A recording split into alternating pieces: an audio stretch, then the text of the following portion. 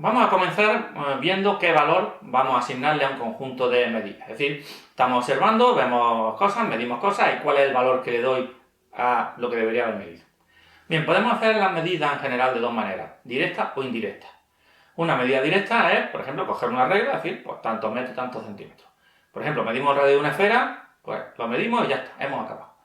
Medida indirecta sería si yo quiero hallar el volumen de esa esfera.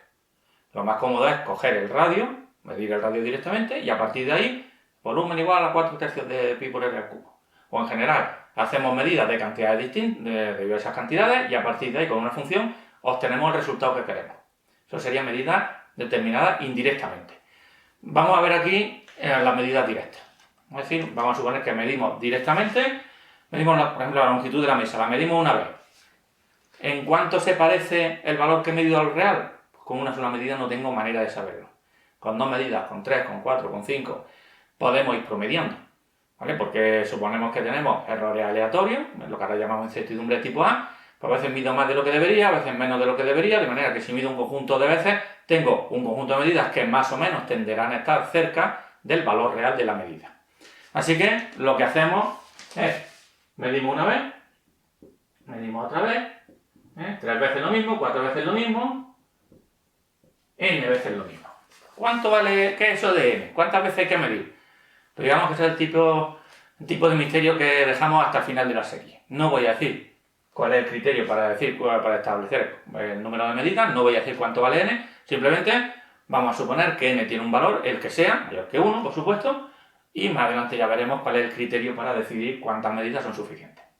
Bien, la pregunta que tenemos ahora es, ¿cómo pasamos de este conjunto de medidas a un valor representativo de la medida que estamos haciendo? Bien, existen varias formas de hacerlo.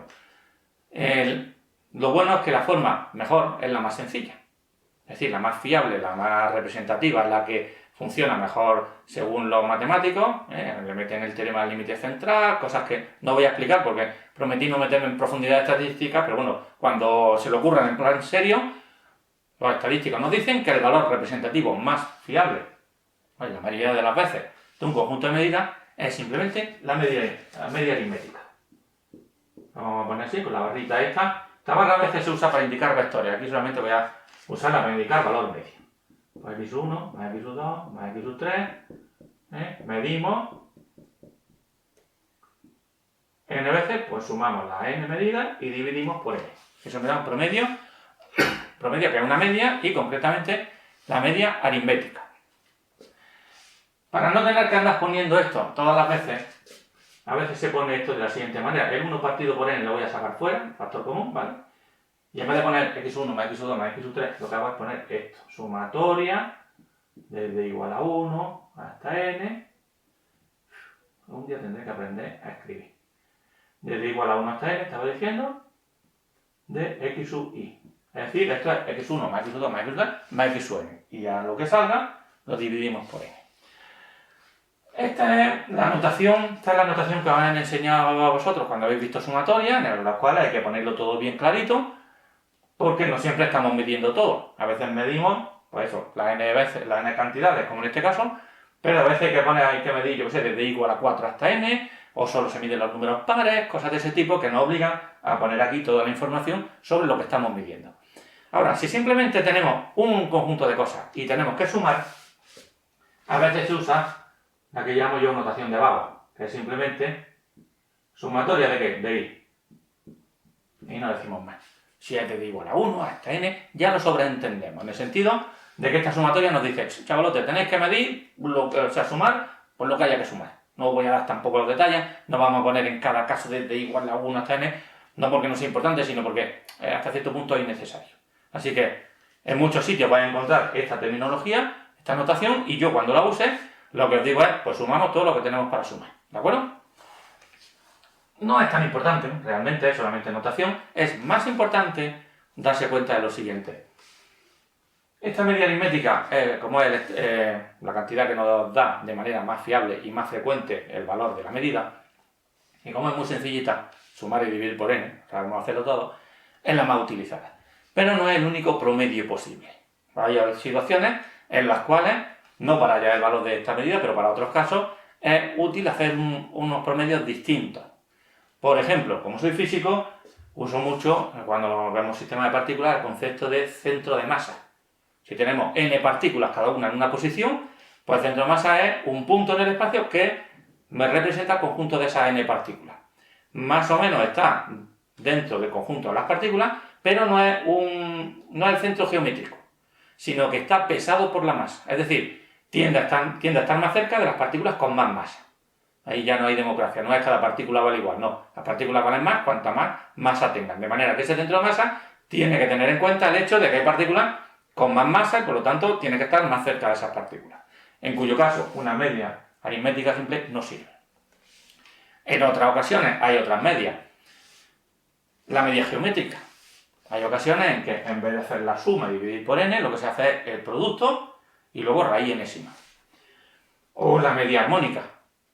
Nuevamente un ejemplo físico, la agrupación de resistencia en paralelo.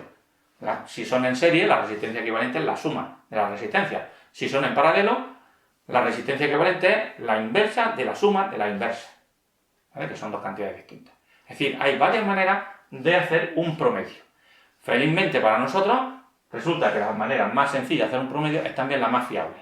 De manera que pues, no nos lo vamos a pensar. Sumatoria, dividimos por n, ya tenemos el valor medio.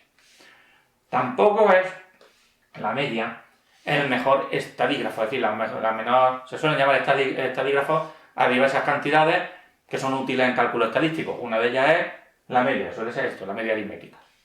Estáis constantemente oyendo hablar de España está por debajo de la media, no sé cuánto. España, siempre que se habla de media, no se suele hablar de media, se suele hablar de mediana. La idea es la siguiente. Si tenemos un conjunto de medidas, de cantidades en general, que son más o menos parecidas entre sí, se puede hablar de media sin ningún problema. Pero si son muy distintas algunas, usar la media no siempre es buena idea.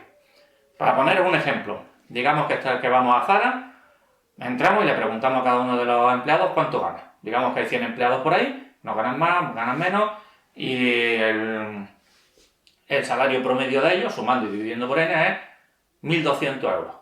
¿Vale? Si fallo mucho y trabajáis en Zara, por favor no me lo digáis, pero bueno, supongamos 1.200 euros. Ahora llega un día don Amancio Ortega y dice, vale, contadme a mí también. Pues con el impacto que tiene Amancio Ortega y lo que ganan sus empleados, a lo mejor esas 101 personas, sumando su sueldo y dividiendo por n, a lo mejor sale 78 millones de euros de media. ¿Vale? Es una media. Pero vosotros cogéis a los 100 empleados y decirles, no, pero no os preocupéis, no pidáis aumento de sueldo, que tenéis un sueldo promedio de 78 millones. A ver qué cara os pone. Ahí ya está la cosa muy distinta, con lo cual, en vez de usar la media, se suelen usar otros estadísticos. Por ejemplo, la mediana. La mediana, cuando tenemos n valores, pues el valor que ocupa la posición intermedia. De manera que si tenéis 101 valores, pues el valor que ordenado desde menos a más, pues el que ocupa la posición 51, esa es la mediana. Por eso en muchas ocasiones, en el telediario, cuando hablan de que España está por encima de la media, está por debajo de la media, los españoles están por debajo de la media, no sé cuánto, la estatura media, no sé cuánto, muchas veces en vez de media tendrían que hablar de mediana. En nuestro caso, la media va bien, pero que sepáis que hay otras cantidades para poder indicar una especie de promedio de un conjunto de medidas. Está la mediana, está la moda, que es el valor más frecuente, pero para nosotros lo que nos salva la vida es esto. Es decir, no tenemos más que hacer la media aritmética de toda la vida, sumar n valores y dividir por n y ya está. Y ojalá hallar las incertidumbres fueran tan fáciles, porque aquí tenemos ya el valor de la medida y ya hemos hecho la mitad. La otra mitad es lo que nos da más problemas.